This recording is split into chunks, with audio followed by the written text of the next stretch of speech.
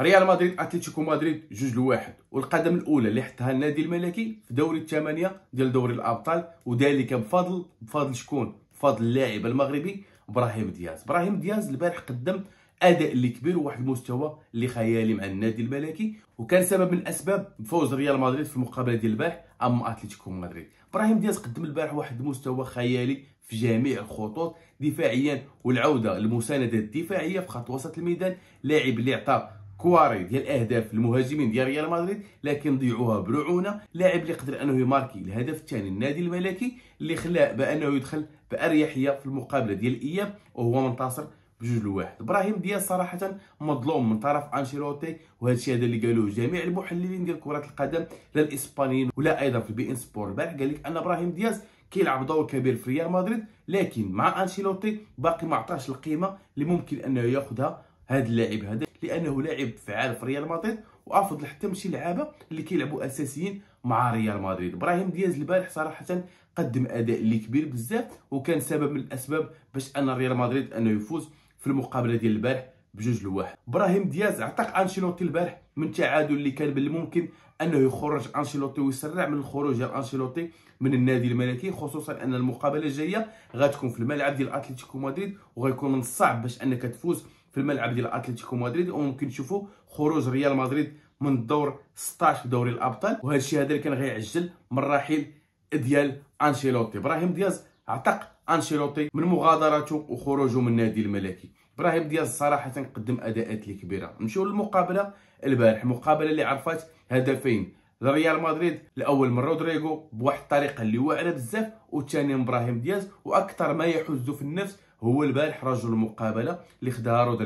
رودريغو شنو قدم في المقابله ديال البارح من غير الهدف الوحيد اللي ماركا، لانني كنت كنظن ان اكثر واحد كان يستحق انه يفوز برجل المقابله هو ابراهيم دياز قدم البارح واحد المقابله اللي واعره بزاف في الشق الدفاعي، كان كيرجع كان كيدير التغطيه الدفاعيه في خط وسط الميدان، لاعب اللي كان كيبني اللعب، وايضا عطى كرات سامحه للتسجيل اللاعبين ريال مدريد اللي ضيعوها برعونه، واكثر من ذلك قدر انه يماركي هدف اللي خيالي من زاويه مستحيله بواحد الطريقه اللي واعره بزاف بمجهود فردي اللي خلى ان ريال مدريد انه يفوز بهذه المقابله هذه ب2-1. وتصور لي هذا الشيء كامل اللي داروا ابراهيم دياز ما خداش عليه رجل المقابله، وخداها لاعب اللي ماركا هدف وغبر في المقابله ما بقيناش شفناه. هذا اللي كيبين لك ان الجنسيه الرياضيه كتلعب دور كبير في من ياخذ رجل المقابله. لو كان ابراهيم دياز فرنسي ولا اسباني لا شفناه هو رجل المقابله، لكن ملي مغربي كيبقى الاختيار الثاني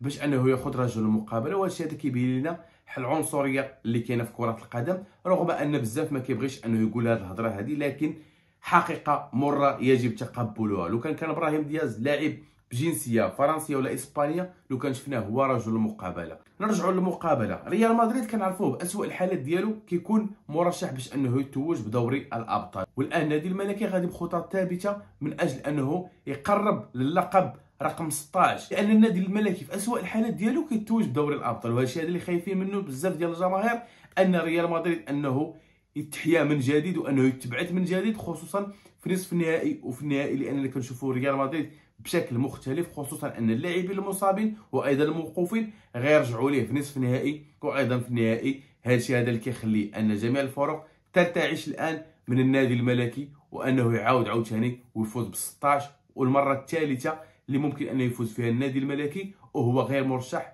بالتتويج بدوري الابطال.